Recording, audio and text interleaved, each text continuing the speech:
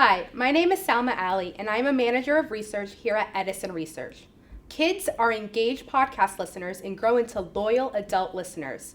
That's one of the top findings from 2023.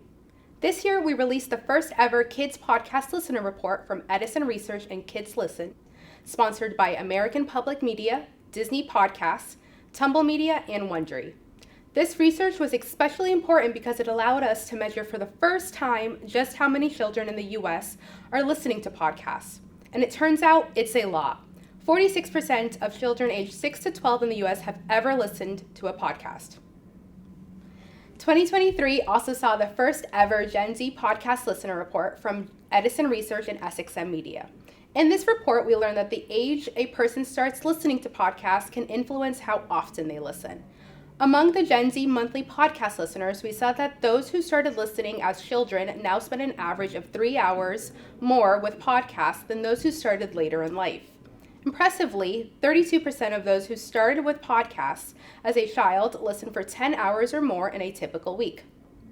Gen Z and Gen Alpha are the first generations to grow up with podcasts, and we're eager to track how the podcast audience evolves as these audio-heavy generations grow up.